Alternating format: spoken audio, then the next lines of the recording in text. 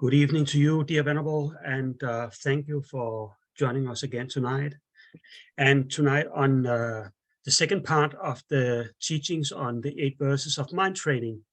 And Tara will give you a detailed explanation if you need, where we... No, I don't need it. It's okay. We're going to... What verse are we up to, Tara? What verse are we up to, Tara? 7 is next. And you okay, thanks. That's 8. good. Yeah, that's good. Yeah. Good. So I think for... okay, so let's start. You can offer your mandala last. We think of offering all the marvelous things of to the Guru Buddha to request the teachings. It's very auspicious. Yes. Imagine.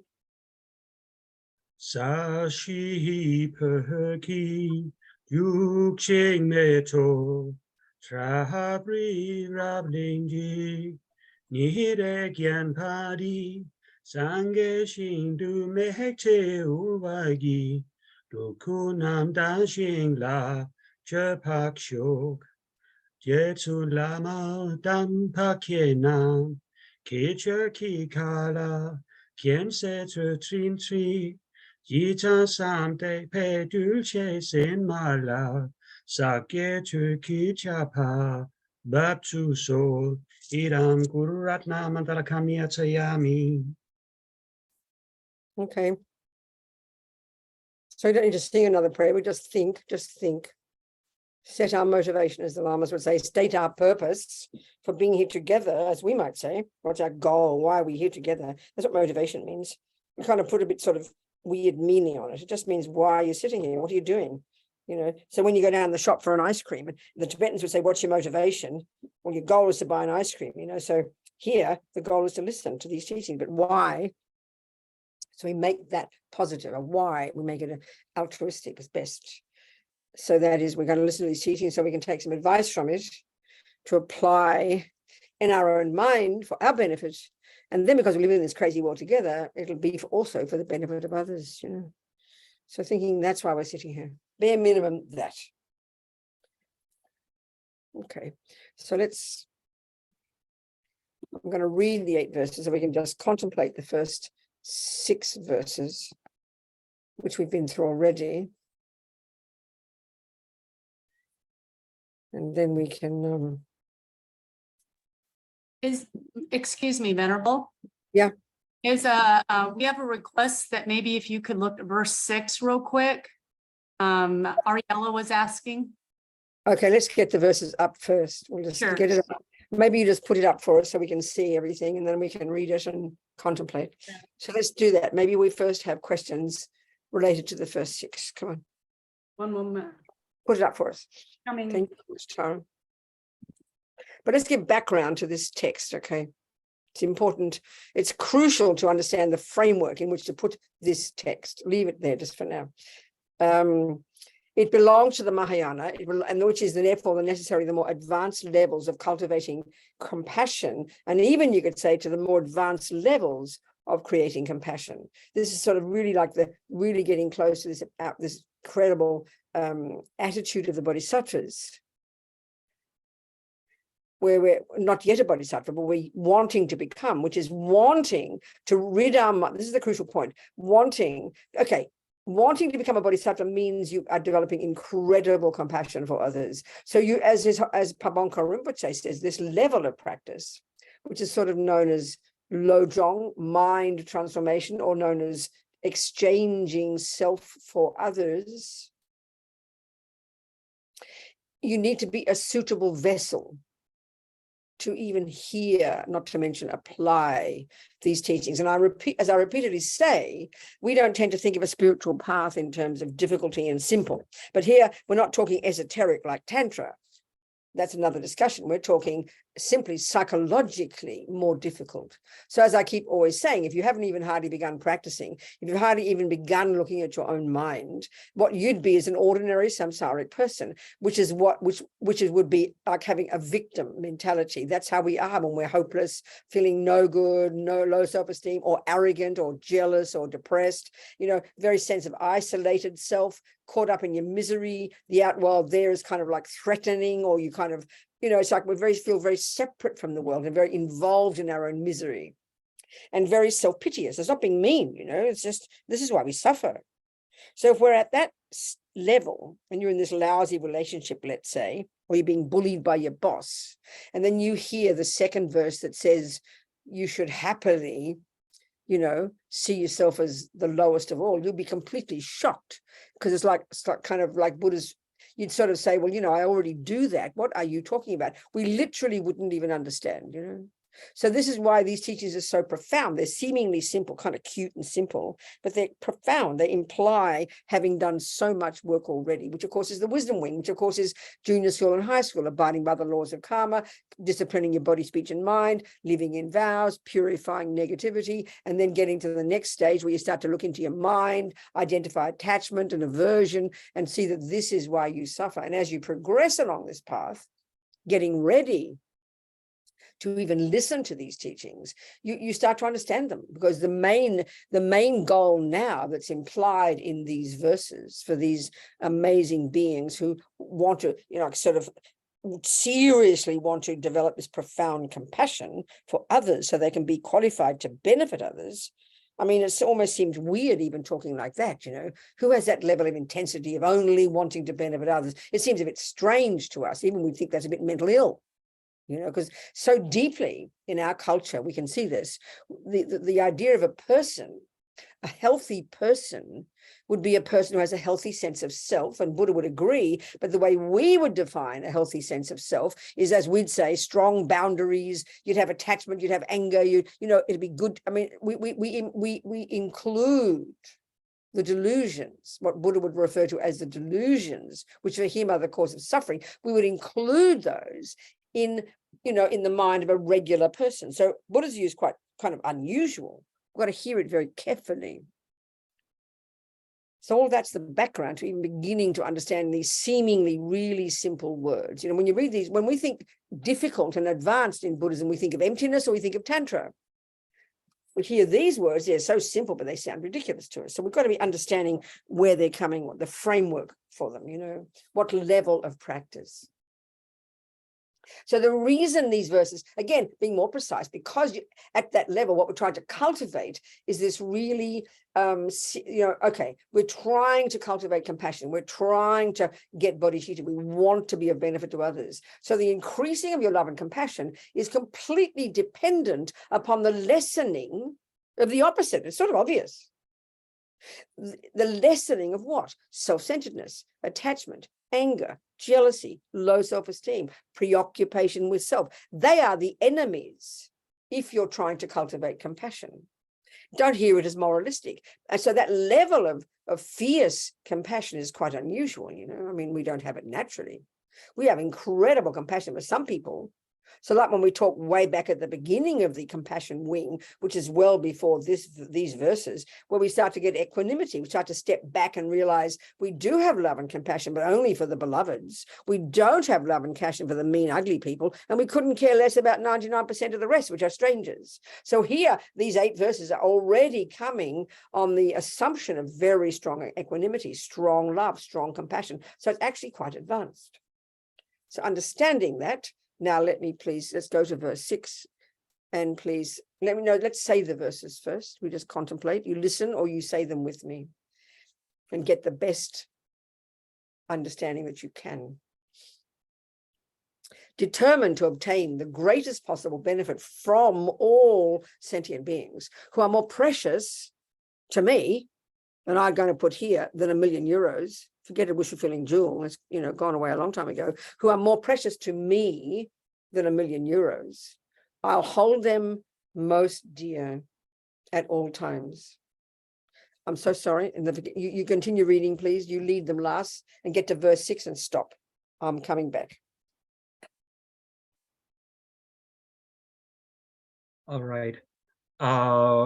When I'm in the company of others, I shall always consider myself the lowest of all, and from the depths of my heart, hold others dear and supreme. Vigilant, the moment a delusion appears in my mind, endangering myself and others, I shall confront and avert it without delay. Whenever I see beings who are wicked in nature and overwhelmed by violent negative actions and suffering, I shall hold such rare dear ones as if I had found a precious treasure.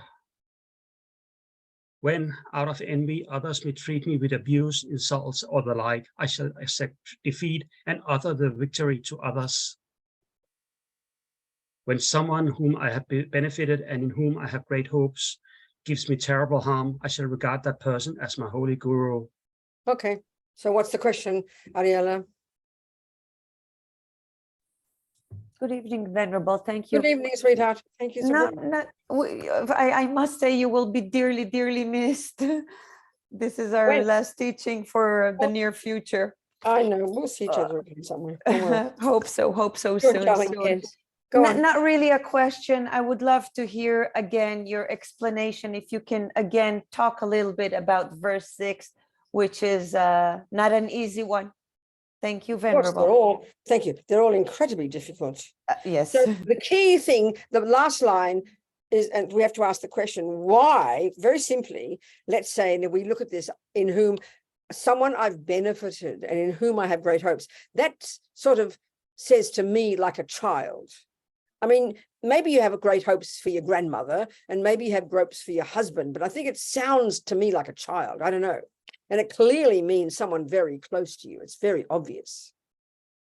It could be a very dear friend who you've been helping. So think of it like that. So here we have that person whom you have benefited, and you really got, you really want it. And I think this, in whom I have had great hopes, very powerful. So when then they harm you terribly, means they reject you, they accuse you. I mean, they're the things that happen, aren't they? You get accused of doing something you didn't do, or they give you up. These are the two major ones, I got a feeling. Or they physically harm you, even, whatever. So then why? This is the key question, is why? What's the point? Why? What am I trying to accomplish by seeing this person as my teacher? So in other words, the next question is, what are they teaching me? Well, then when you understand the framework of all these verses, it's not complicated. Even more simply, as Atisha, this great yogi, and he's in this lineage of these prayers, he had this really ugly cook, this mean guy who'd do his cooking, but was rude and arrogant and angry. And Atisha was asked, why do you put up with him? Why don't you just, fire him, basically? And he said, how else would I know about my anger if I didn't have him? And that's the assumption. That approach is the view completely that these verses are based on. That's it. It's very clear. That's why you say you got to be a suitable vessel. So it's enormously hard. So what are they teaching you? Well, they're teaching you about your delusions. So this is the point, Ariella. If we take the view that we are already highly developed bodhisattvas, which means we have gone beyond attachment, anger, self-cherishing, low self-esteem, and all the other rubbish, that's what we have to try and assume. Let's pretend we've gone beyond all that. Then you'd have nothing to learn, because you'd have no suffering. You just love this person. There'd be nothing. So clearly, as we are progressing on our path, and because here the emphasis is in trying to get compassion and love, then obviously the enemy, our direct enemy to our development of compassion and love, the obstacle to our development of compassion and love is our attachment and our anger. So clearly the person whom you have benefited and whom you have great hopes in harms you terribly. Then your practice is to be so grateful in your mind, because they're showing you your delusions. And then the point is this, not just then think, oh, well, I got to sit here being a martyr. It's way beyond that. This is highly developed levels of practice, Then you would have not only just incredible compassion for them, but the point is here, you're so grateful to them because they've helped you by harming you like this, which is due to your past karma. You wouldn't have happened if they hadn't harmed you. You wouldn't have not have happened. This is the point about karma. Again, we have to have a strong understanding of karma to understand these verses. And that's back in junior school, here we are in university level. So if we've already got the deep assumption that everything that happens to us, good or bad, can only have happened because we did it in the past. This is the logic. You can't have a weed in your garden if you didn't put the seed there, or if the seed weren't there.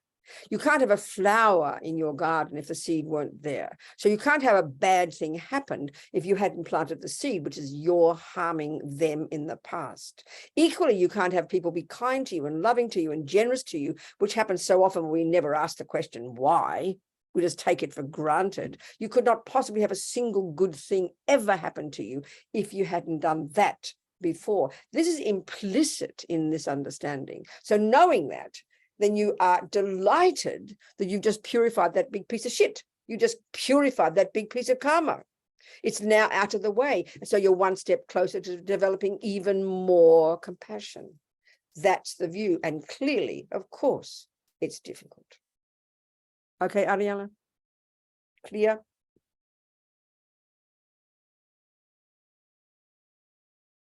I can't hear you, darling. Can you talk to me? Yes, thank you, Venerable. Yes, thank you. Practice, practice. Thank you. It's hugely difficult, you know. It's a Of course. difficult practice. Yeah, exactly. Thank So, you, Venerable. okay, so let's go to verse 7.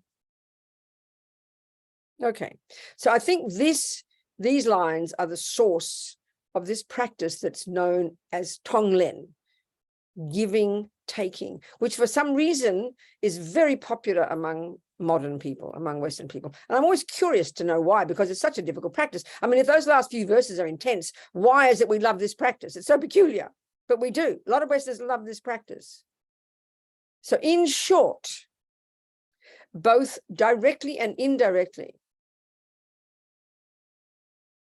do I offer, in short, I will offer every happiness and benefit, every happiness every moment of my happiness and every benefit, anything the good that happens for me, I'm going to offer it to all my mothers. So directly means literally, you know, if you have some money, you offer money. If you have some nice situations, you offer that. That's directly, give things to people. But indirectly means in your mind, in your meditation, in your practice, you imagine giving people all your merits and all your happiness and all your virtue. You imagine them having it and you giving it to them. That's indirectly. And then the second part, that's the giving part of the Tonglen, giving, taking. And this one is the taking part. I secretly, meaning you do not do it directly, you do it in your meditation, in your mind, it's your own business. I shall secretly, meaning privately, take upon myself all their harmful actions and suffering. So it's kind of intense, but people seem to love it, but I'm not sure that we understand it as precisely as this. So let's look at this practice called Tonglen. Okay, I think there's a big misunderstanding about it. So there is your daughter suffering, even if let's say she gets migraines. Your daughter, a beloved, let's say. So then you say, oh, I must do Tonglen for her, we will say. Well, that technically is the wrong understanding. This is not, Tonglen is not a healing technique. Okay. It doesn't mean that your compassion can't eventually impact upon them. But the key point of all these practices, they're intense, internal, personal practices. They're things that you think in your mind, and you first, this is the point that's surprising to us, first, you are the beneficiary. We hear these as instructions to help others, but these are instructions for one's own mind, and you are the beneficiary of these practices. Then on the basis of that, you're able to help others. This is like your training. It's like, if you, this is your training so that you can help others. This is not directly go out and help others. It's your training to change your mind. So now you're qualified to help others. It's your method to rip out the delusions, get rid of attachment, get rid of ego grasping, get rid of the delusions. This is your practice. This helps your mind be transformed. So Tonglen is a totally private, personal practice. And what you are doing effectively, you can do it in a form of a meditation. Also, you can have this attitude, you do it every day. Wherever you walk down the street, you can have this view. But essentially what it is, so the giving part, this is the practice of developing love for sentient beings. What love is defined as is a thought, starts with a thought. May you be happy. It's a delight in someone else's happiness. You want a person to be happy.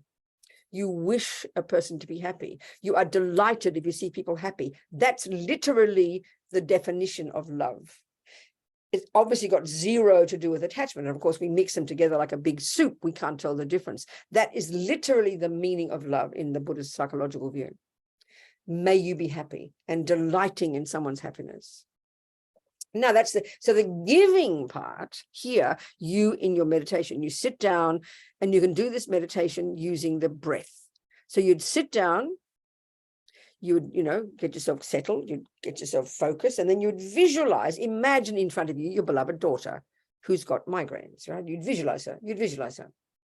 And then what you do, the first part is actually the taking. So we do that one first. So let's describe the taking one. So the taking one is referring to compassion. So what's compassion? Well, if love is may you be happy, compassion is may you not suffer. So you either have the wish that people don't suffer, or if you see suffering, if you feel that, that's what compassion is. You're effectively saying, oh my God, look at that suffering. I wish you didn't have it. That's the way to articulate what we call compassion. So in Buddhist psychology, empathy, compassion are the same. I've heard in many different Western psychological views, they've got different definitions, but not for the Buddhist one. It starts with the thought. The thought has to be, may you not suffer. Oh my God, look at that suffering. This is terrible. I wish you didn't suffer. That's the way to articulate, to put into words what compassion is. So clearly we're trying to cultivate that, and you're trying to grow it and grow it. You see, this is the big point in the West as well. The big point that's really we find hard to hear. We know that you can learn to play the piano. You practice and practice, and eventually you become a musician. You've perfected it, or to whatever degree. But we don't think that you can grow love and grow compassion. We tend to think of these meditations as kind of one-off experiences. Oh, wow, I had such a good meditation. I felt such compassion. But it goes in one ear and out the other. It's not constant. It's not steady. So this is literally why they call it literally mind training. Just like when you learn music, it's training. This is training. So this meditation, you do them again and again and again, and you grow and grow and grow your love and compassion until eventually it's completely experiential, just like the music. We don't think of it like that, but that's exactly how you need to think about it, because this is the approach. So the taking one is, so the giving one, I'll put them both together. Your giving one is when you breathe out. You visualize, I tell you, the simple way to do it, you'd visualize it'll rocket your heart. And you could call it your self-cherishing. You could call it your attachment. But before we go further, I need to discuss these words. These words are really crucial. When you study in the middle scope, when you learn about the mind, you learn Buddhist psychology, you study the text called Lori. We did it in, we studied it in the Discovering Buddhism, whichever module it was, probably even module 1, but later on as well, we did Samsara Nirvana. It describes in detail the contents of the mind. In other words, the different psychological states, the states of mind. We remember that. So then we also know that we can divide them at least into the first 2 categories, those that are neurotic, delusional, disturbing, distressing, afflictive, the unhappy ones. This is the way Buddha talks. So here, the main one, as we all know, the main enemy in the mind, as far as the Four Noble Truths is concerned, is attachment, which we've talked often enough is very confusing to us because we give it a different definition. But attachment is this emotional hunger, this neurotic sense of a separate self, always needing something, never satisfied, always wanting something more, or then gets angry when it doesn't get what it wants, and manipulates to control people, to get what you want, to possess. All those aspects are aspects of attachment. So effectively in the first and second scopes, what I call junior school and high school, in the wisdom wing, in the Hinayana part of the path, we're trying to get rid of attachment. That's the enemy. And then anger, which comes from attachment, and all the other delusions. Now here, the goal is to get bodhicitta. And that is this paradigm shift, when you've got it, in the mind, where now, having accomplished it, where now you've literally made this complete, like I said, a complete shift in the mind. And now only others is what you think of. I mean, so right now I have to write, anyway, I have to write something about Rinpoche, the obituary, and then eventually Rinpoche's Lama Zopa's biography. And it's really hard for us to hear this in the West, as I said before, we give equal status to all the different states of mind. I think a reasonable person has some anger, some attachment, some jealousy, because we assume they're vital and necessary parts of a healthy person. Buddha's view is so radically different, and it's hard for us to hear it. So the simple thing is, one of the key characteristics you'd have, having accomplished, even from the first moment of your accomplishment of bodhicitta, forget as you progress and progress and progress and progress along the path, to incredible levels of it. One of the criteria, the main criterion, one of the criteria of having accomplished it is there's no longer the thought of I. Now that, I think we'd call that a mental illness in our culture. So we've really got to hear it properly. It's too bizarre, but that means we've got to understand Buddhist psychology, what he's talking about, because it's so utterly different from the views we have in the world that prevail. So here then, because that's the goal, to only cherish, so the main thought in the mind of a bodhisattva, and that's even from the first moment, is the thought to cherish others. So you could say it's you're becoming like a mother for whom the entire universe is everyone is your children. Every single one is your child. Think of how you feel about your child. That's such a perfect example. You think of the child. You always know it's your job as the parent, as the father, as the mother. You know it's your job to benefit them. And that's why it gets so exhausting when you're in the middle of the night, exhausted at 3 a.m. and they're screaming and crying, how exhausting it is. But you know it's your job. Well, that's the main quality of a bodhisattva. There's no longer the thought of getting something that I need. This sounds so shocking to us, and you could argue why not. It's because you've already done the job. You've become this amazing person already. You've rid yourself of attachment and anger and jealousy and nonsense and low self-esteem. You don't need to bother about I anymore. I is fine. Now you can spend your time helping others. Now, if we try to do that now when we haven't yet got bodhicitta, it would destroy us. Think about it. So we've got to realize how advanced this is. So what I'm getting at is I have to write this thing about Rinpoche. It was clear to anybody, as when I talked to Venerable Roger, just a little bit to get some words from him, because he's lived with him for 35 years, been his close attendant. He said all these years, for example, he's never, unless when he was nearly so sick with his stroke in 2011, apart from that, he never takes his robes off. He never lies down. He doesn't go to sleep. If he's not working for others, doing all his countless projects, he's sitting on his bed meditating, trying to, moving along on his path, whatever you want to say. So he said there's never a single second. When he first started working, he said, for Rinpoche, he didn't really know what his job was, to be attendant. No one had given him any sort of handbook. So he tried to do Rinpoche's wishes, which is whoever walks in the room at 3 a.m, he'd meet them. He would never say no to a single human being. He even had girls who stalked him, trying to fall in love with him. He'd never say no to anybody, ever. It would never arise in his mind ever to think of I. It sounds too weird for us. It sounds like he is mentally ill, So when he got the stroke, Roger said the more than a month at the hospital, from the second he got the stroke until the second he got to the hospitals in Australia in 2011, he never once showed any distress, never once asked a single question about what was going on in his body. It had to be up to Roger to work out with the doctors to completely find out what's going on. He never showed any distress, any upset, any worry at all, ever. Even just hearing those words, it's like too weird. So you can read all about bodhicitta in the books, but when you see something in your face like that, you've got to go, wow, it's possible. There it is, and anybody with half a brain can see that that he's not insane. So it's possible. This is the point. It's like you only read about tennis, but you never see a Federer. One day you see Federer, you go, wow, it's possible. That's why it's so powerful to have these examples, So the point in this whole approach is the one of bodhicitta, to only think of others, to cherish others. So this paradigm shift is moving away from cherishing me, which is the consequence of attachment. So here they do talk about attachment, you'll see in the next verse, but the main enemy here is because of attachment, we cherish me most. So the word we use in English is we are selfish, and we do not like to hear that. We're so hurtful. Don't you mean I'm selfish? Of course we're selfish. We've got a view of an I, and we're attached to its needs 24 hours a day.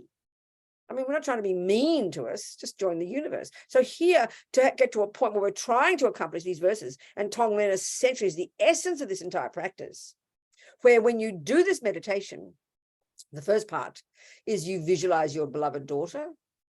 I mean, people do years of retreat on this. You'd start with all your friends, then you go to all your enemies, and then you do all the strangers and all the realms of existence. You do it for like, people go in 10-year retreats doing just Tonglen until they've accomplished this bodhicitta, you know. So anyway, when you do the meditation, you visualize, like start with your beloved child with a headache, and then you see the headache, and then so the first one is the taking. So you breathe in, you use your breath, and you got this little rock, you're visualizing this little rock at your heart, your self-centeredness, your ego grasping, your self-cherishing. And then you breathe in like yucky smoke, their suffering. So first, you are not trying to get suffering, I promise. Oh, I'm suffering, I'm getting a headache. Don't be ridiculous. And the attitude is that if you could, you would rather have the headache than your beloved child. You hear parents talk like that, you know. You hear parents talk like that. It's like I would rather have that headache than you, sweetheart. That's intense. So you are not trying to heal your daughter's headache. Kindly give her an aspirin, or take her to the doctor, or do medicine Buddha. That's healing. This is a method for you to put atomic bombs under the primordial clinging to a me and the wish that I get what I want. It's profound, actually. But maybe because a little meditation, people like it. I don't know, but it's marvelous. It's like putting atomic bombs onto delusions. It's incredible. So when you breathe in, you imagine, you want the person to be free. That's what compassion is. I want you to be free of suffering. Almost like you're not focusing on taking it upon yourself. You're so eager to take upon, you're so eager for the person to be free of suffering. It's kind of like, you know what, honey, give it to me. I can handle it. So, okay, in the Buddhist teachings, you got compassion. May you not suffer. Oh my God, look at that suffering when you see your daughter. Now, the next level is crucial. This is the unique characteristic of the compassion of the Bodhisattva. And it's actually a technical term. It's called Mahakaruna in Sanskrit, great compassion. And it's the next thought after that one is, you know what can I do to take it away? And then the next one is like cream on the top. Well, you know what? I'd rather have it. So of course you can't technically do that, but that's the attitude you're trying to contemplate. The attitude, the brave attitude that if I could take it upon myself, I would. I mean, I've heard so many parents who've got kids who've got cancer who say exactly that, you know. Even my friend, I always remember this, my crazy friend, Richie, whom I first met in the 90s in prison, this Mexican gangster who's been in prison, is in prison for life, you know, being on the streets and all that, blah, blah, blah, Los Angeles, blah, blah, blah. And at some point he wrote, and he, first of all, in the same letter, it was two things. He said that he had some kind of liver disease, not AIDS, but sort of like whatever. A lot of them get sick, especially when they're in permanent lockdown, when they never see the light of day, never see sun or the air for years and years and years, you know. So anyway, he said, and then he said that the medical system there was a possibility to get some medicine. And he said, what do you think, Robina? Should I not take the medicine very purposely so that I can have the suffering, so I can see it as purification, you know, take upon myself the suffering of others? And I thought that was incredible. I mean, I haven't had that thought.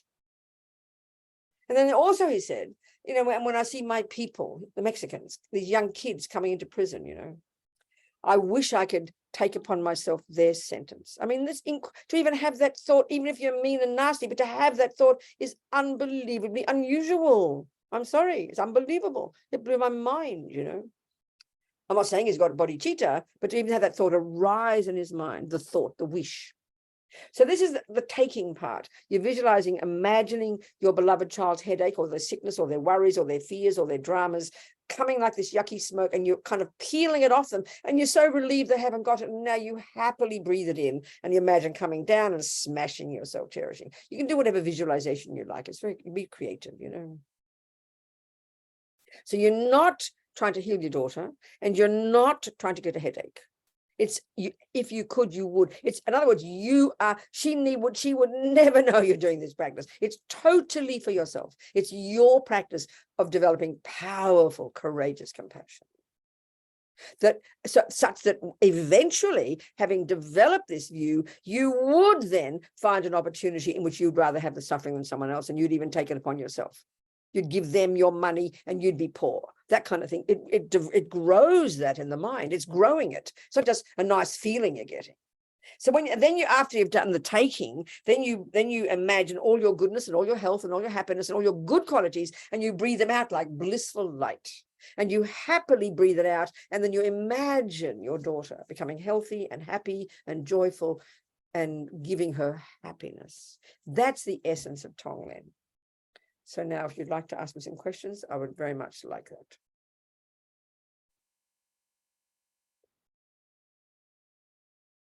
Please raise your hand, or you can also write the question in the chat. We will read it out loud. Okay.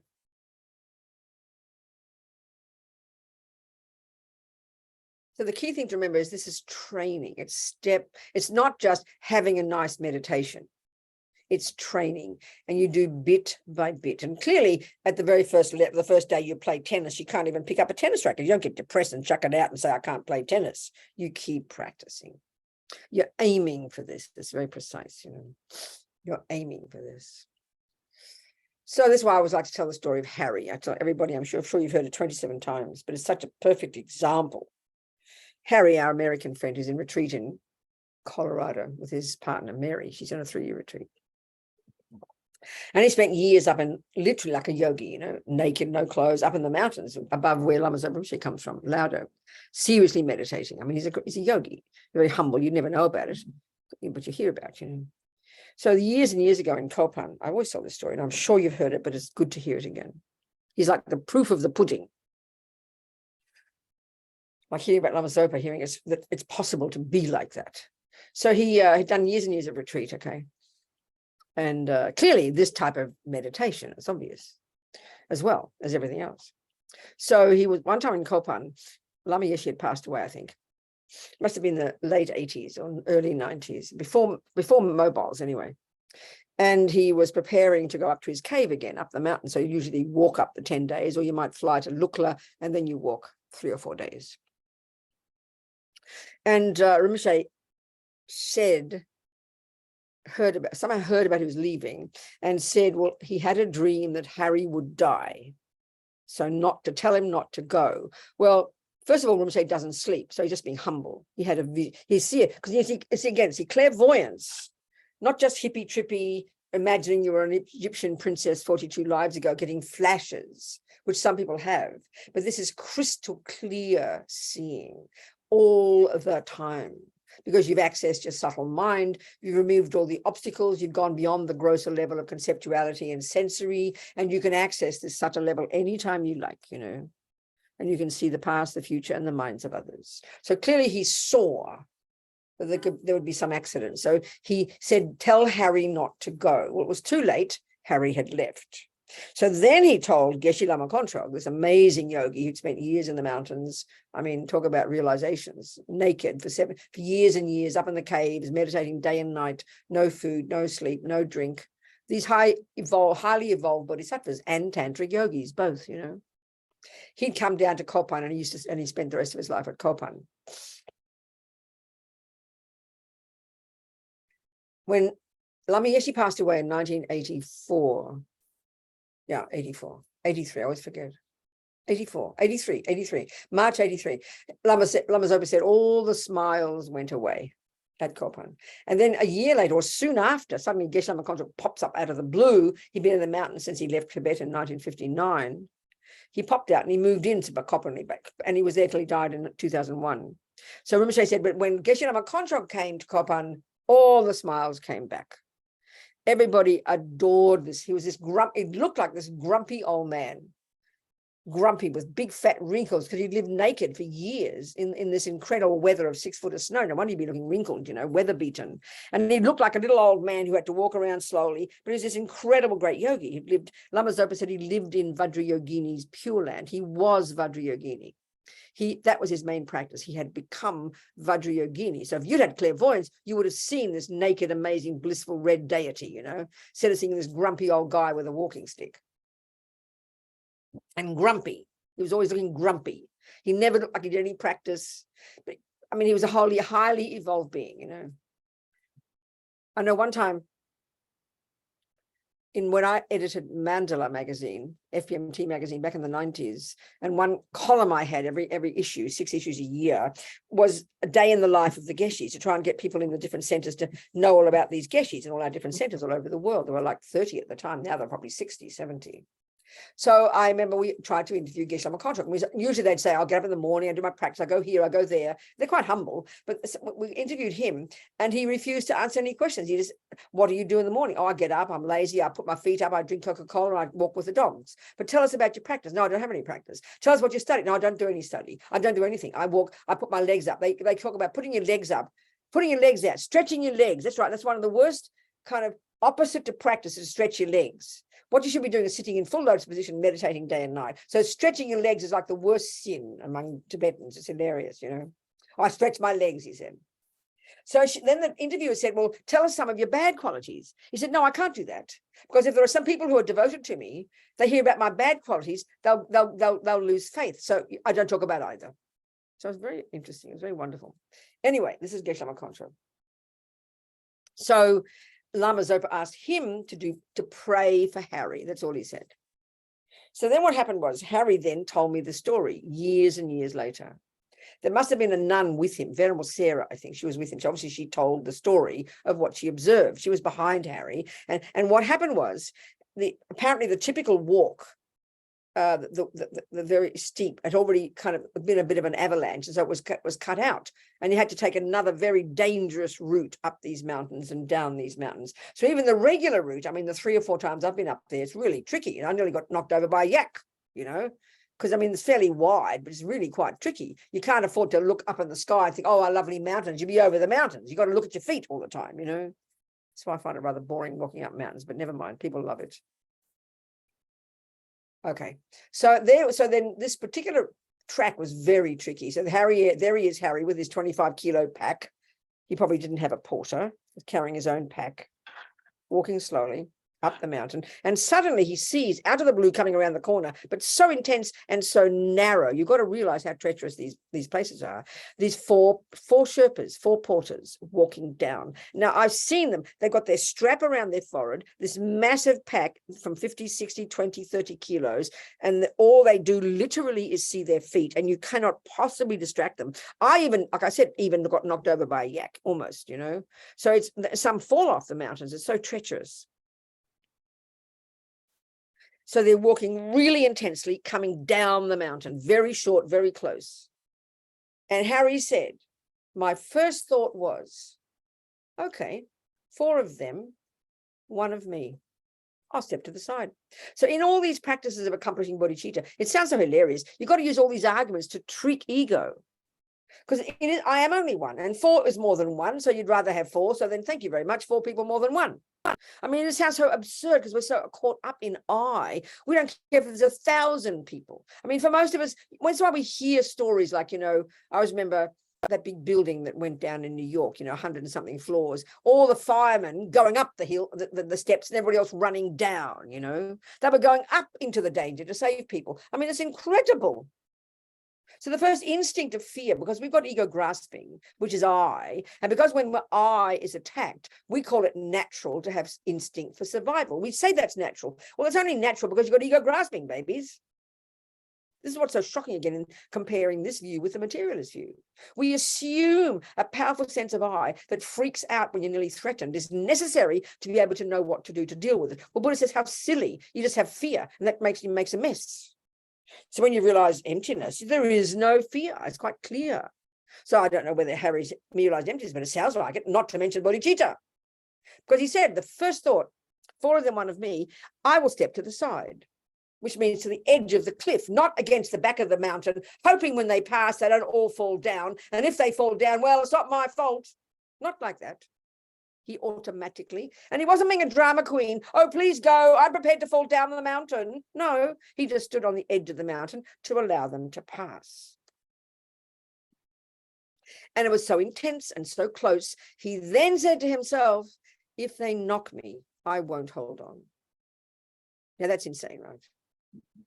And this is my point. If you're an ordinary person with ego grasping and therefore attachment, therefore self-cherishing, you're not going to be put in prison because you put yourself to the edge of the cliff. You're a human being. So it's weird to think I will not hold on. Now, maybe if it were your children, you might do that. You'd give your life for your children, not for 4 strangers, excuse me. So this is the point. This is what training is. If you are able to ride a bike up the mountains, like, like what's his name, or play tennis like Federer, he's spent years in training. He just didn't get born like that. So if someone would arrive up and say those 2 things, 4 of them, 1 of me, I'll step to the side. And if they knock me, I won't hold on. It's obvious that he's trained. It goes without saying he's practicing meditation. So this is now the final proof of the pudding of having done Tonglen. He's literally going to do it. And this time, not just give his happiness and his health, but give his life. So then he said, they did knock him accidentally. Of course, it's so intense. And he's falling, and his feet are on the ground, and his pack is pulling him. It's about 1,000-foot drop, massive drop in those cliffs, And he said, I had a psychic vision of the entire fall. I saw my body crash to the ground. And then he said, and I then felt the hands of Geshe Lama Kontrog forcefully pushing me, and he reversed direction and fell back into the Sherpas. Now, isn't that a good story? I like that story. That tells you that's the proof of the pudding.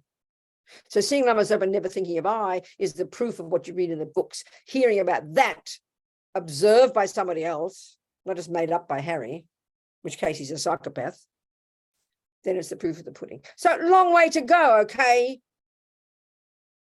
Maybe start with giving $1 to a homeless person. Maybe even think of, giving happiness to somebody in your mind before you even actually do it. 1 step at a time, babies. So this is the level of practice we're describing here. Now, would you have some questions for me, please?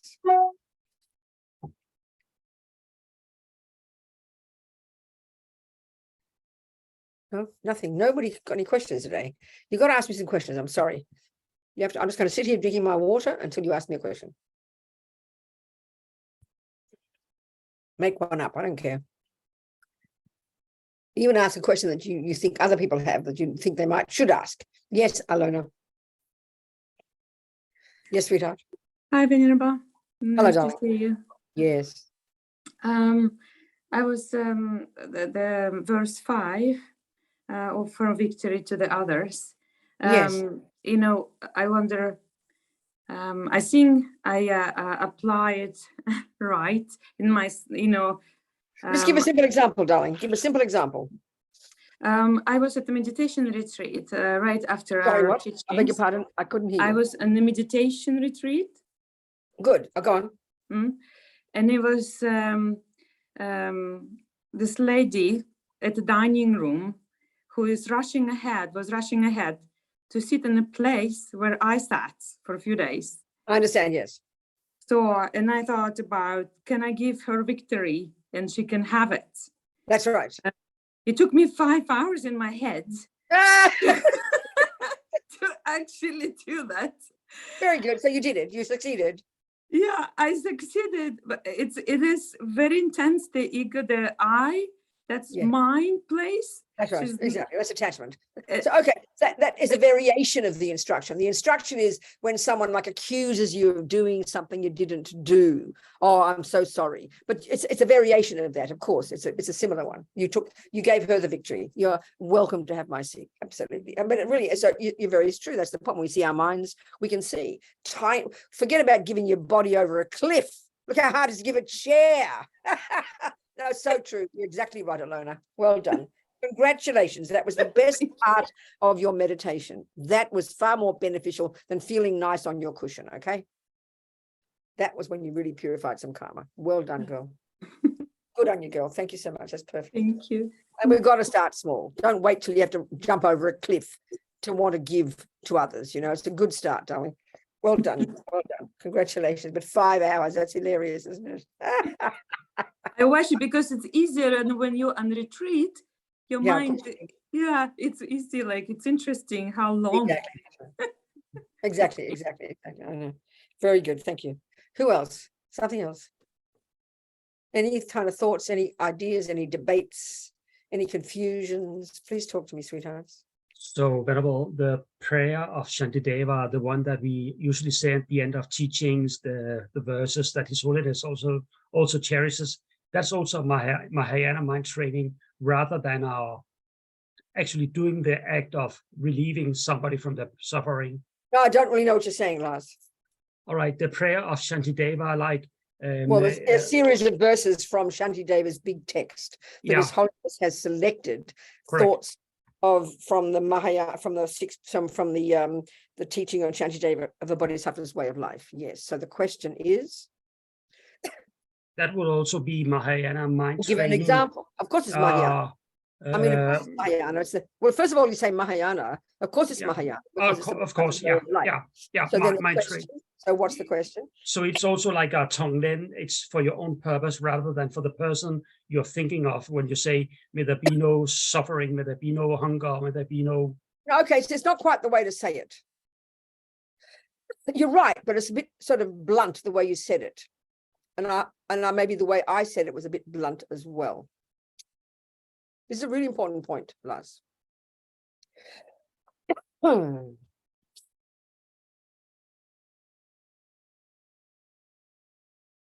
If you want to become a nutritionist, you want to help people with nutrition, isn't it? So when we think of compassion, we think, oh, I want to help. Look at those poor sick people. And then straight away, we rush off and we give them some good food to eat, let's say.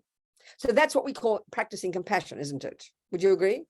And it is. But check up. Do I know anything about nutrition? Do I have any wisdom at all? Am I capable of making a wise decision that will know what food that person eats? Can you hear that? So when you're sitting there studying your books with your head in a book for 2 years, going to exams, studying nutrition, and then you say to me, Robina, I say, what are you doing there in your books all day? Aren't you so selfish? Look at you. I'm studying nutrition. And I'll say, well, why don't you get out there and help people? And you'll say, I've got to train myself first. I've got to have a mind that knows nutrition. So on the face of it, you look like you're being self-centered, just learning all these words, but you know it's the training that enables you to help people. That's all what meditation is.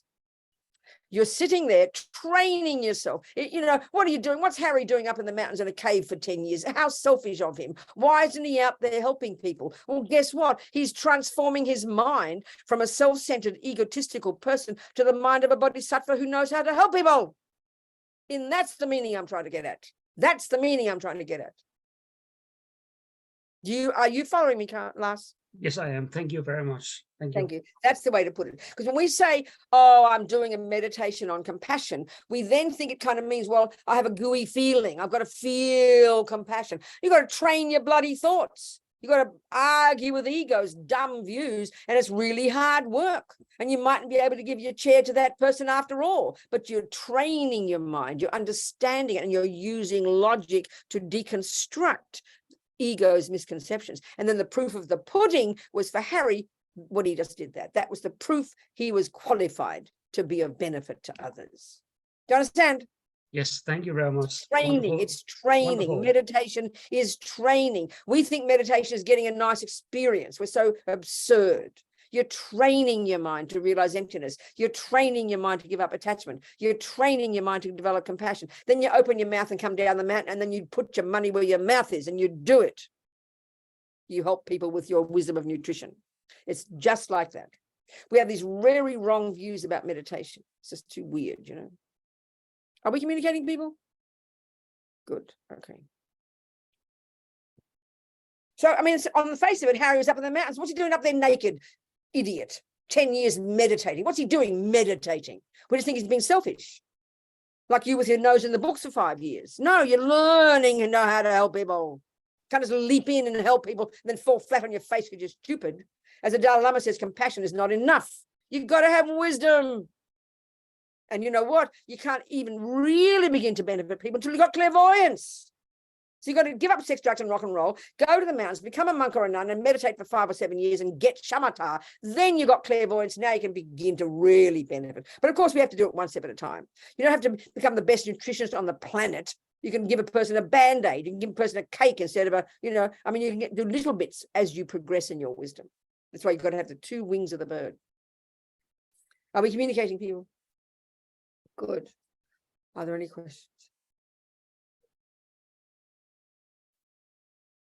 Nothing, okay. Let's do verse 8.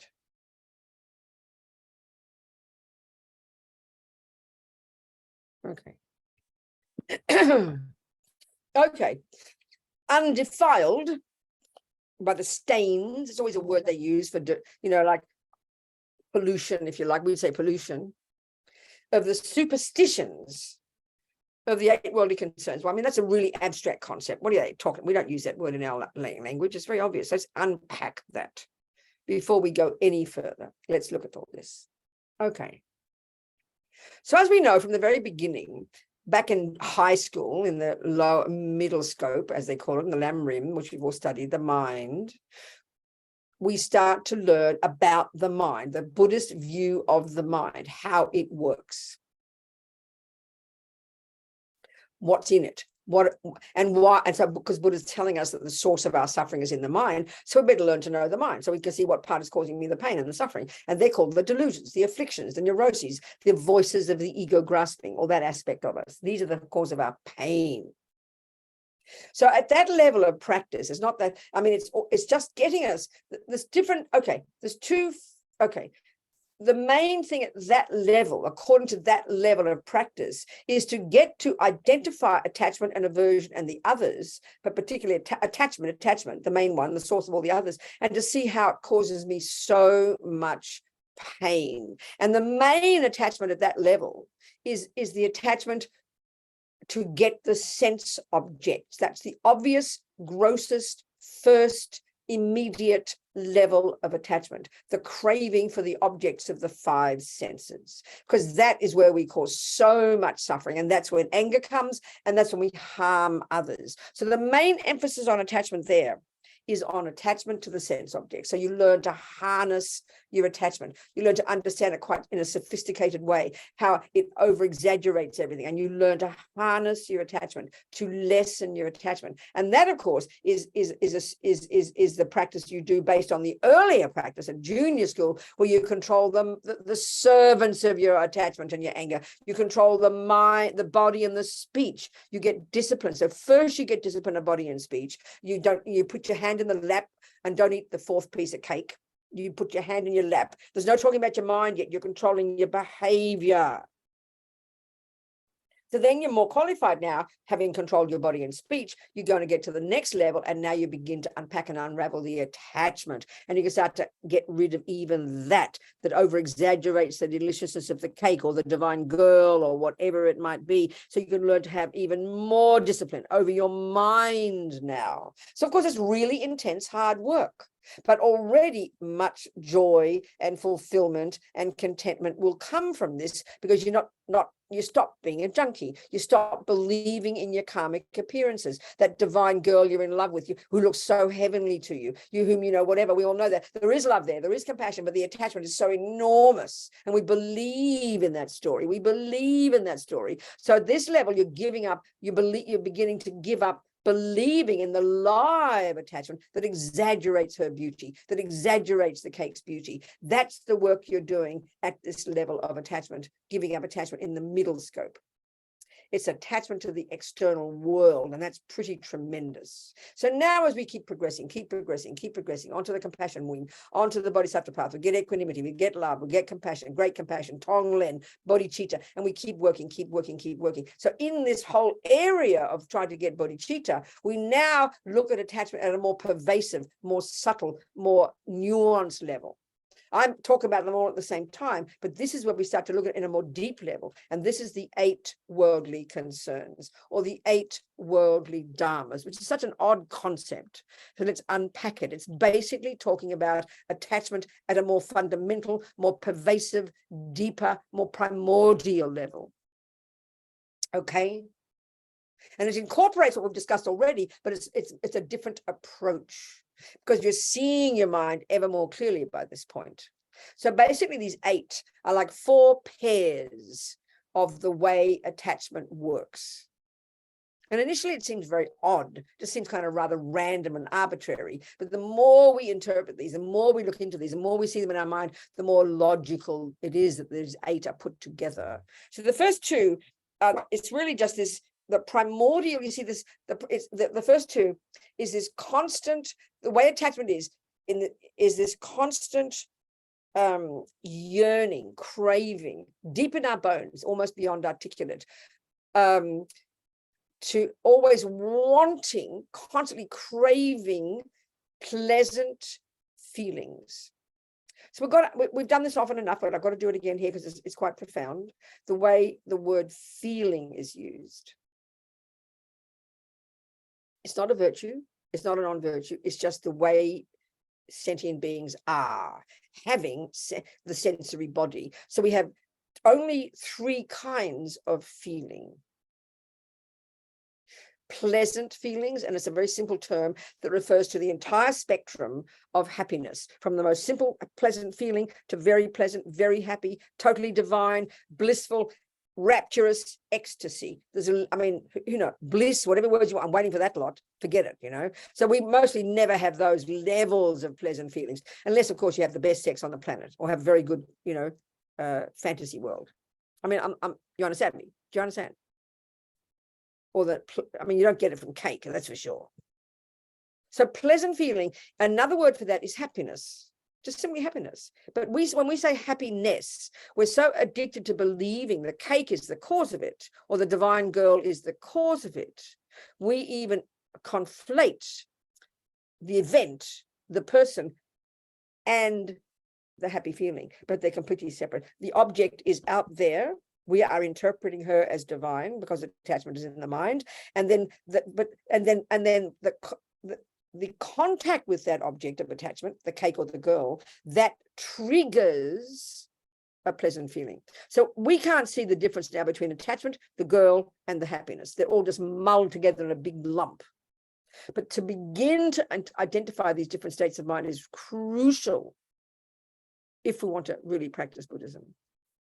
So attachment is the craving, the emotional hunger, that comes from a sense of not being satisfied, that then yearns for the object, believing when you get contact with it, because the attachment makes her look divine, happy feelings will come. So we want the happy feelings. So, but this broader sense of, this broader one of this first 2 pairs is it's a constant assumption that happy feelings, that you only want happy, you've got to have happy feelings every second. So attachment is always yearning for happy feelings. Now, and then the millisecond an unpleasant feeling comes, because there's only 3 kinds of feeling: pleasant, unpleasant, and neutral. Forget the neutral. The first 2 are all we care about. There's pleasant feeling. So all this attachment wants is pleasant feeling. Default assumption, continuously in the bones of our being, every millisecond. It's this desperate craving to only have happy feelings, happiness. And then the millisecond it's thwarted, and that can be 1,000 times a day. The really horrifying experiences of if she rejects you, that's the worst unpleasant feeling, when attachment really doesn't get what it wants, or the milder ones of having something annoying happening, irritated, the cold air, the hot air when you want cold, the cold air when you want hot, 1,000,000 times a day.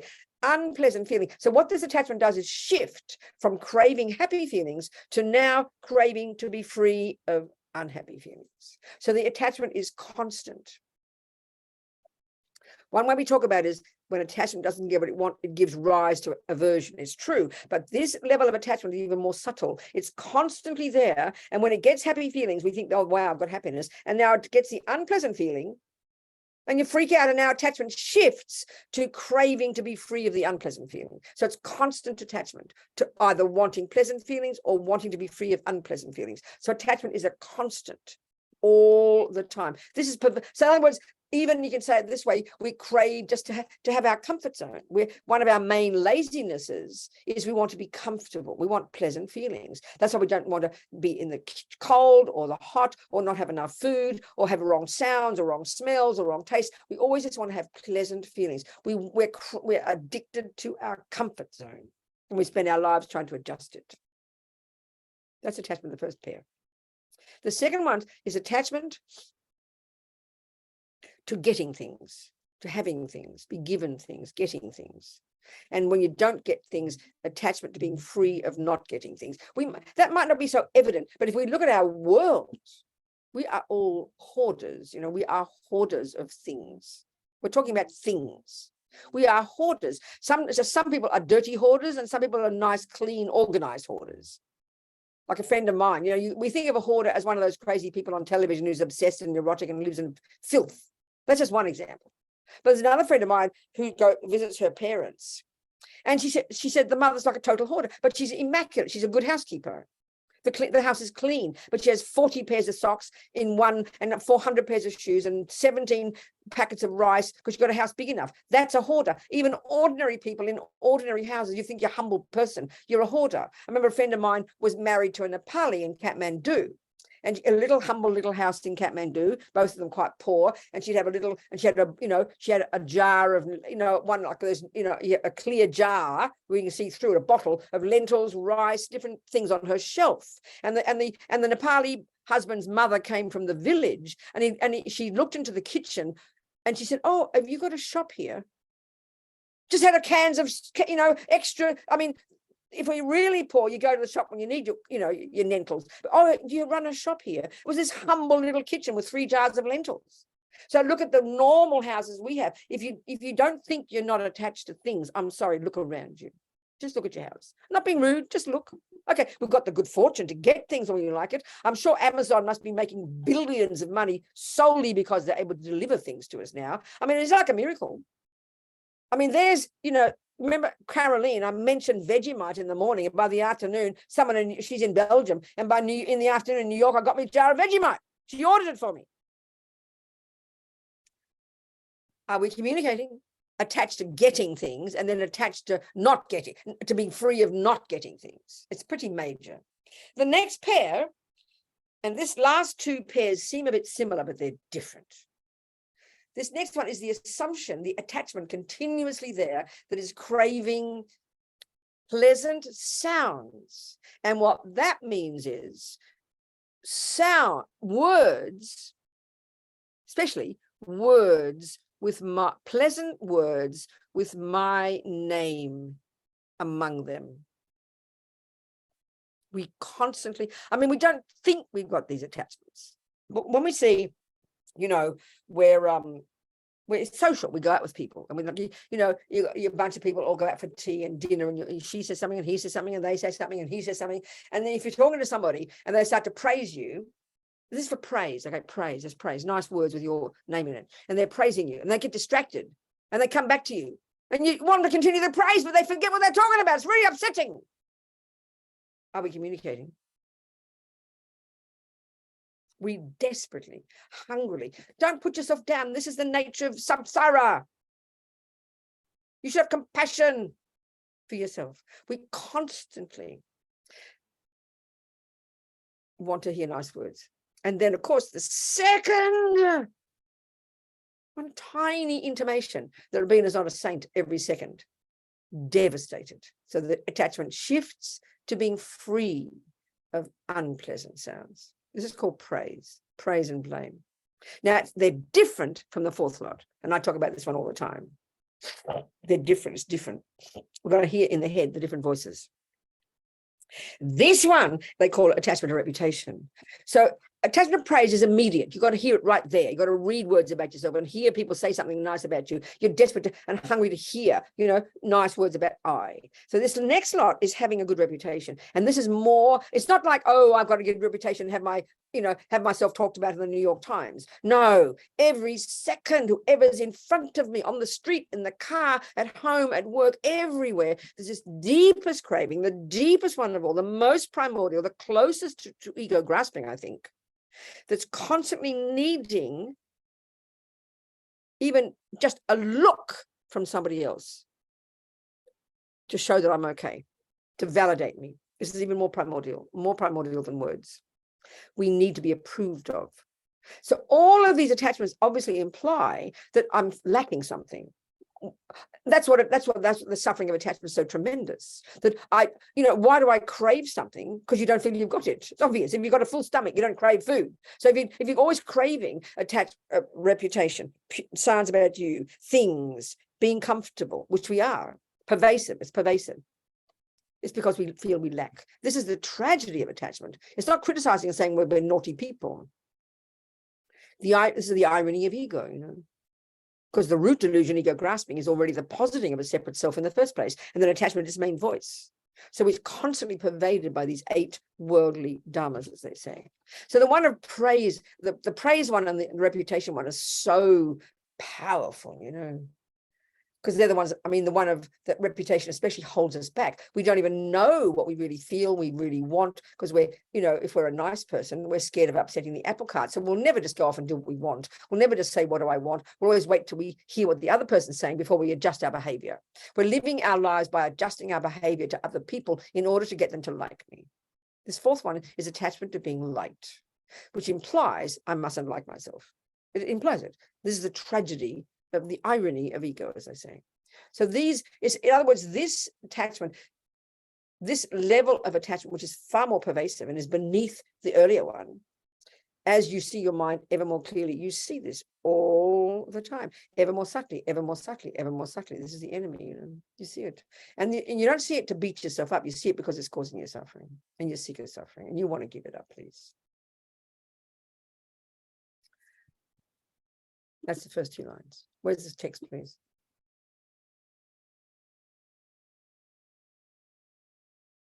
So undefiled by these 8 worldly concerns, which are so advanced, may I, by perceiving all phenomena as illusory, be released from the bondage of attachment. This attachment, the way we're talking, fundamental, primordial one, which is the closest to ego grasping. So now we have to look at what is all phenomena as illusory, okay?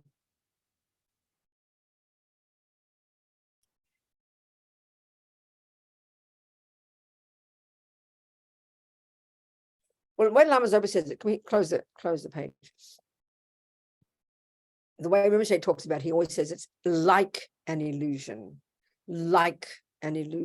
or as illusory. It's like saying the same, as illusory. Not is an illusion, but like an illusion. It's a crucial difference. So a good way to see this in the good framework to see this in is the 2 truths and the yogi in the mountains. This is the practice of the yogis, you see. So when you're in the mountains, when you're in your meditation on emptiness, assuming it's a valid cognition of emptiness or something you've made up, but it's a direct perception, if you've got a direct, they call it a direct perception. These words are used very specifically. A direct perception of emptiness means non-conceptual, means you've got single point of concentration and you're absorbed in the realization of emptiness. To whatever degree. How marvelous. So then nothing in the meditation, nothing appears, just the absence, no thing, no this, as it says in the Heart Sutra, no this, no that. The Heart Sutra is spoken from the perspective of Lord Buddha being absorbed in the perception of emptiness. So then you come out of your meditation. You come out of your meditation into the world of things, cups and toilets and leaves and sounds and good people, bad people, ugly people, this person, that person, or everything else, the world that you live in. But the practice of the yogi is to see the tea, know that there's a cup of, so, okay, we've defined this as a thermos holding my tea. So if one was a yogi, you'd know it's called a cup of tea, a thermos, you know it's holding your hot water. So ultimately, you know it has no intrinsic nature. Conventionally, it's appearing to you. There's a thermos there holding your tea. You know it has no intrinsic nature. But it's like an illusion insofar as you know it has no intrinsic nature, but it still keeps my tea warm. In other words, does exactly as you have defined it. It functions as a thermos. So it's like an illusion, but there is the thermos there that keeps your tea warm. So when you're in emptiness, there's no appearance of a thermos. You come out of meditation, there's a thermos there, but you don't believe it. That's the point. You don't believe in your karma. You don't believe it. It is a thermos. It holds your tea exactly as you have defined it as, but you know it's like an illusion, meaning it's not existing from its own side. They always use that example of the magicians, who in those days must have been capable by using mantras and things to conjure. Like, for example, they'd conjure a horse. So the magician and the audience see a horse, but the magician knows it's not a real horse. It appears exactly as a horse. This appears exactly as a thermos. But if you're a yogi, you know it's like an illusion. It looks like a horse. The people see a horse and believe in a horse. The yogi sees a horse but doesn't believe in the horse. That's seeing things as illusory, like illusions. Okay. So practice, as Rinpoche puts it, practice not believing in your karmic appearances. Forget about emptiness even, just even like, you know, when you see that cake, we see that girl, the divine girl you adore and you're yearning for. And you've got to factor in karma too. Why you're yearning so much, got your strong history with each other from past karma. That's really huge. There's a dynamic there, a connection there from past karma. And at the moment, attachment is defining it. So you see her, she does appear divine. The craving is there, the yearning to be with her, to touch her, to do everything else with her, because of, you know, the attachment. It's all true, but you don't believe in your karmic appearances. And you would do the analysis of attachment, like one of these letters in Rinpoche's book, and always a book I highly recommend, but you've got to go on the website to get it. It's the book that Rinpoche asked me to put together of all his letters to prisoners. So we put together a book, and it's how to enjoy life, how to enjoy the inner, what's it called? I always forget. How to be liberated from the inner prison so that the outer prison doesn't become the real prison. That's the title. How to be liberated from the outer prison so that the inner prison doesn't become the, something like that. But there's a website, and I really request that you buy this book. It's really just incredible. And and they're all from letters of Rinpoche's. And as I say in the preface to that book, it's like one of the guys in prison got like a 45-page type letter. Rinpoche would spend weeks. There he is with his folder of 2,000 letters, and he would spend weeks on one person. This guy called Jim, who got this long letter. And much of the teachings on emptiness and attachment in this book, which are fantastic, come from that letter to that fellow, you know. So then you do the analysis while you're feeling the yearning and got the connection, the karmic connections there, and you spend time and all that, blah, blah, blah. But you use these logical arguments to unpack and unravel attachments, misconceptions, because it's so powerful. And you learn not to believe, like you've got your attachment glasses on. So you stop believing that that's the objective truth. You know, this is what's powerful. All right, people, what do you think? Questions, sweethearts? Anybody got a question? There's Lama Zapa. Thank you. So kind. Any questions, people, sweethearts? I mean, this is all tricky stuff, and it's all so intensely internal. I mean, I'm always praising the Buddha's view because I think it's important. I'm not trying to go against other views, but somehow the clarity and precision and depth of analysis and subtlety of the work that we can and must do on the basis of understanding Buddhist psychology is tremendous, you know. And once you start this work, you can't possibly stop it, because you're delving into and understanding your own mind and bringing yourself more joy and more happiness and more fulfillment, and therefore helping others. It's just amazing, you know. Yes, Ariella. Venerable, in regards to the horse that you were speaking before and the horse being illusionary, don't we need to give the things that we see a name so we can understand what we're seeing, analyze what we're seeing, so we can communicate? Because if I can't tell you... So stop, I have to cut you off. What are you suggesting? I'm suggesting that you do. Throw out everything and have no horses and no cups and toilets and husbands? Is that what you're suggesting? I'm saying. It sounds like it. No, of course not. No, of course not. So what are you saying? So I think it's I think it's that thin line that maybe for sure I haven't maybe fully understood or fully analyzed it with, you know, because I'm still having, for example, a little bit of problem understanding the me, the self. I understand the me, the self as attachment, as selfishness. I understand that as letting go of that. That's right, exactly. But I still need to be me for you to call me Ariella, and, Yeah, but and that's you what I'm still saying need to to you. be you. That's right. You do, but your question assumes that the advice is to give even that up, and that's nihilism, and that's not the advice. You just chuck the baby out with the bathwater. As I said, for the yogi in their meditation who has realized that the thermos has no intrinsic nature, when they come out of their meditation, the thermos is there. They don't, put it this way, they don't believe in its intrinsic nature. They know it has no intrinsic nature. They know it is like an illusion, but it still functions exactly as a thermos, and they can drink their tea out of it. Do you see my point? It's very subtle. Honey child, this is quite subtle, Ariella. So go one step at a time. You're doing beauty. You're doing great. Okay. All right, darling. What else, people? Yeah. Nobody else? Anybody else there, Lars? Nobody.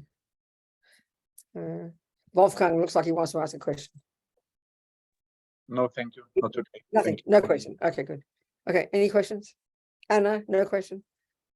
Carol, good darling. You talk to me. Thank you, everyone. Thank you, Venerable. As I'm journeying along the path and I'm becoming to understand more and more and being able to control more and more, I'm finding that I'm lacking in empathy for other people's problems. Yes, good point. Help. I understand. This is a really, really, really powerful point. And it's a very tricky to get it right. So be very humble and very patient. So I'm having this discussion with somebody right now, by email. And they're saying that now, to the world, I'm looking like I'm quite selfish because when my grandmother died, I took care of all the business and I dealt with it all and I didn't suffer very much. So they're all thinking that she's cruel and unkind. So as we were discussing it, I'm saying that's great. That's a sign you've given up attachment for your grandmother. But she adores her grandmother, loves her grandmother, but she has a view of impermanence. She has a view of attachment. So when you've got that, then there's not much of that fear and emotion because you have a way of interpreting it. You have a way of understanding it. And that helps you navigate it to do all the right things and have compassion and have virtue in your mind. So it can appear that you're looking like indifferent, and it easily can become that, Carol, I tell you. So this is why if we just take, let's say there's these different stages of practice, okay? So the first stages are the wisdom wing, and this is really the main approach. There's no discussion of trying to get bodhicitta yet. Right, it's just really the first stages where you're learning to be watching like a hawk, your body, your speech, and your mind. So there you are in a relationship with your husband and your 5 children. And so if you're really practicing, you could, like you do your practice every day, you control your speech, you don't shout at the kids, you're fairly even, you've got some contentment. You can look like you suddenly haven't got so much emotion, like you haven't suddenly got much feeling, but sometimes it can be that way because you've chucked the baby out of the bathwater. Because we usually associate attachment and love as if it were one thing. So when we give up the attachment part, we also throw a bit of the love away. We don't mean to. It's very subtle. So if you're doing it properly, giving up attachment should increase love and compassion, not lessen it. But it takes time. And for that reason, you've got to add the bodhicitta part to it at the same time. It's very tricky. It easily can be this way. Easily can be this way. Now, at the same time, you could also, there are different kinds of people. This person, she doesn't cry much and she looks like she's fairly detached and therefore doesn't have much emotion, but lacking showing emotion doesn't mean you don't have love and compassion. And having lots of emotion and lots of tears doesn't mean you've got love and compassion. It could be mainly attachment. So we've got to know our own personality. Like yesterday, I did a podcast with a fellow who's doing work helping others and everything, and he's in tears every second. He's hilarious. He's in tears every 2 minutes. So I laughed at him. He said, "When's the last time you cry?" I said, "Long time." So then, I could easily be burying my emotion. Even when my sister Jan died, You know, all I cared about was to get home to Australia, see her in the bed before her mind left, and do prayers and practices for her. And I didn't cry. I wasn't showing grief or loss. I didn't feel it. So you could say I'm a bit cold-hearted, but that was my main concern, thinking about Jan and her next life, because I'm a Buddhist, right? So it can easily be looking like that. So there's this fellow yesterday, he's clearly puts his money where his mouth is, but he cries all the time. And I said, well, you're just like that bodhisattva who's called always crying one. Every time he heard about suffering, he'd burst into tears, you know. Well, I must be a cold-hearted nobody because I don't cry hardly at all. Do you understand? So we've got to know our own personality, but it is a danger, Carol. It is a danger. So when you feel, so we must give up the attachment, all the nonsense. But then we've got to make sure, because we are on the bodhisattva path, to add in a bit of bodhicitta to remember suffering sentient beings, you know, because it's very hard to distinguish between attachment and love, and easy to give up, chuck out a bit of love when we chuck out the attachment. It's very easy to do that. Now, this is what's interesting point from the big picture point of view, Carol. Very interesting point. In the structure of the practices, first level is the Hinayana path, the Theravadan path, junior school and high school, like I like to call it. Control your body, control your speech, and then you get to the middle scope and you control your mind. If you continue there, you then give up sex, drug, and roll, become a monk or a nun, go to the mountains and get shamatha and realize emptiness. And you would have now achieved the most astonishing, unbelievable, unheard of bliss of your own nirvana. You'll be in this bliss that you cannot even imagine. Right. So the danger, so on the Mahayana path, though, shamatha and emptiness, which are Theravadan teachings, they're Hinayana teachings. Do you understand? You need those just to get out of nirvana. But they're taught in the framework of the bodhisattva path right at the end as the fifth and sixth of the six perfections of the bodhisattva, because there's this huge danger that if you get emptiness first, you will forget all about sentient beings, because the bliss is so incredible. Even small amount of bliss in meditation completely make you not care about sentient beings. So this is why in the Mahayana one, you get renunciation in the middle, not give up emptiness, not realize emptiness yet. Then you get bodhicitta. Now there's no danger of losing sentient beings when you get emptiness. Do you understand me? It's very wise. Much appreciated. Thank you. Very clear. So bliss can be an incredible danger. Understand. To not care about sentient beings, you know. Of course. We even know even the smallest joy, forget bloody bliss of meditation, just even the smallest pleasure from being around your child or your boyfriend, you completely blind to everybody else. Even just that small pleasure was coming from attachment. We forget about other people. So to get the bliss of single point of concentration, forget the bliss of realizing emptiness, is a huge danger unless it's done in the framework of having bodhicitta. Wow. So we're going to be very wise in our practice. You understand?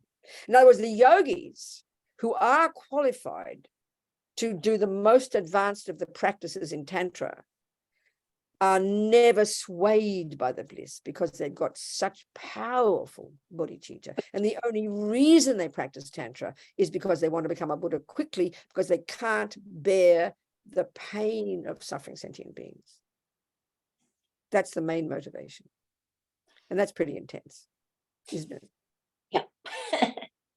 So in other words, people like Lama Rinpoche, being a yogi, doesn't need sleep. But why he doesn't sleep is mainly because of his bodhicitta. Because it'd be, as Roger said, for Rinpoche, it was a disgusting waste of time to bother sleeping. You know? So bodhicitta has to be the driving force. Otherwise, you're lost. Thank you. Good. Thanks, darling. I think it's time to go. A good spot to finish on, okay? Thank you, people. Thank you, Venerable. Thank you. Thank you for being with us for so many Thursdays over the past few years.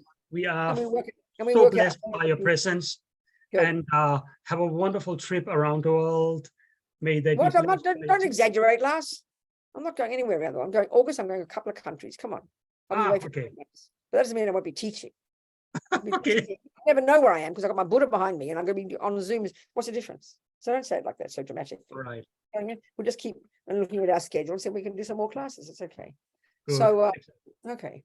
So we dedicate all this time together, these different teachings, anything we've got from it, all these seeds we planted, we maybe nourish these seeds, continue to practice, giving up attachment, giving up delusions, and cultivating this incredible compassion for suffering sentient beings. And can we just sing a little prayer of Lamaze Rinpoche, a swift return prayer for Rinpoche, please, His Holiness's prayer? That'd be very nice to do. Tara will screen share in coming right up. Okay, good, wonderful.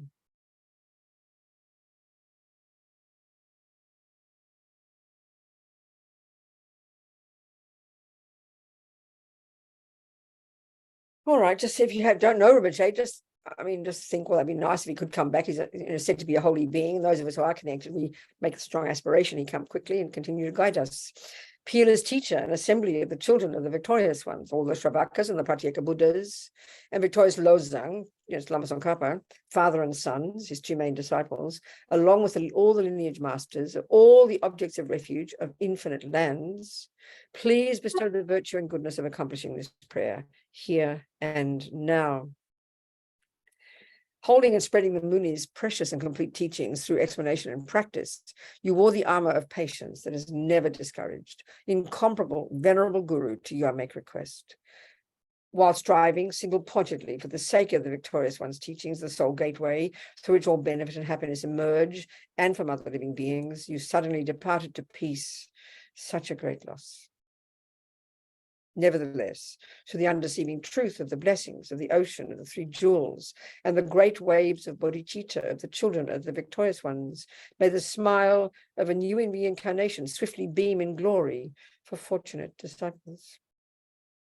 All right, sweethearts, continue, never giving up, and may the center continue to grow and you continue to benefit sentient beings, and we meet again at some point. All right, darling ones. Thank you, Venerable. Thank you. Thank you, everybody, for joining in. Thank you. Lovely to see you all. Yes. Hopefully see you again soon. Thank you.